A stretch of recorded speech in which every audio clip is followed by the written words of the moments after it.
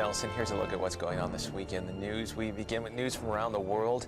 A recent UN Security Council statement has said that additional resources and funding are needed to prevent more than 20 million people in Yemen, South Sudan, Somalia, and northeast Nigeria from the prospect of famine. The UN is calling this food emergency the largest humanitarian crisis since the world body was formed more than 70 years ago.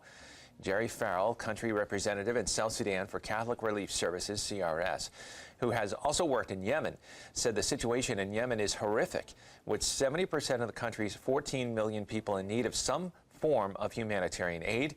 In South Sudan, Farrell said nearly 2 million people are on the cusp of famine, and it's hard to get food to the hungry because the country has virtually no infrastructure.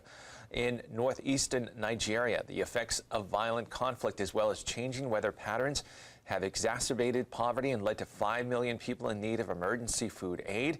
And Somalia's continuous conflict and instability, along with changing weather patterns, are responsible for its current crisis. More than 766,000 people have been displaced by the drought since November. If you want to find out more information on all this, or helpoutcrs.org is the place to go. Also, Aid to the Church in Need and Cross Catholic Outreach are other great organizations working in the region. More news now from around the world. A recent report by CBS News showed that Iceland is on its way to eliminate people with Down syndrome.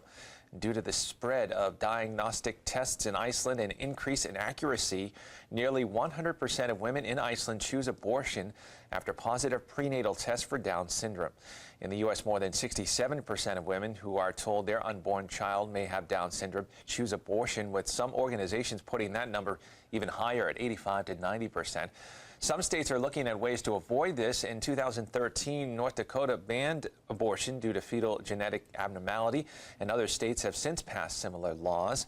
A 2011 Harvard study surveyed people with Down syndrome and found that 99% were happy with their lives and 97% liked who they are. While many women feel pressure to choose abortion with the diagnosis, Stephanie Thompson, the director of the National Down Syndrome Adoption Network, says there are an average of 50 families waiting on a registry to adopt children with Down syndrome. She believes if there were adoption network programs in every country, termination rates would drop. Looking now at news from the Vatican. After reciting the Angelus prayer on the Feast of the Assumption, the Pope asked Mary to obtain for everyone consolation and a future of serenity and harmony. The Pope told thousands in St. Peter's Square that he was entrusting once again the anxieties and sorrows of the people who suffer in many parts of the world due to natural disasters, social tensions, or conflicts to Mary, Queen of Peace. In his main Angelus talk, the Pope spoke on the Gospel reading when Mary visited her cousin Elizabeth and proclaims the Magnificat. The Pope said this hymn of praise is a hymn of humble people. Rome Report says more from the Vatican. Pope Francis prayed the Angelus from the window of his study in the Apostolic Palace for the solemnity of the Assumption of the Virgin Mary. Many of the traveling pilgrims happened to be in St. Peter's Square by chance when the Pope started praying. Others were prepared and waved their banners to catch Pope Francis's attention. The Pope said God uses humble people to do great things, with the example of the Blessed Virgin. He explained the power of humility and made a petition to the pilgrims in the square. Le grandi cose che il Signore fa nel mondo con gli umili, perché l'umiltà è come un vuoto che lascia posto a Dio. L'umile è potente perché umile, non perché forte. E questa è la grandezza dell'umile, dell'umiltà. Io vorrei domandarvi, e anche a me, ma non si risponde a voce alta, ognuno risponda nel cuore. Come va la mia umiltà? And finally in the news, Monday is the big day, August 21st, the total solar eclipse.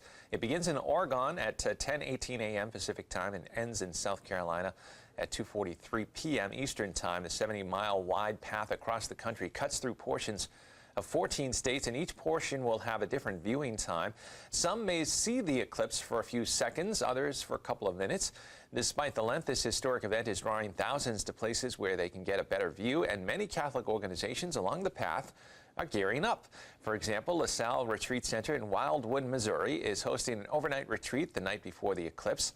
Our Lady of Good Counsel Retreat House in Waverly, Nebraska is offering rooms and transportation for eclipse viewers along with Mass and Eucharistic adoration.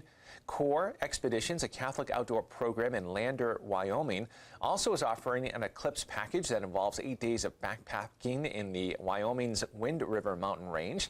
And at Benedictine College in Atkinson, Kansas, which is directly in the path of the total eclipse.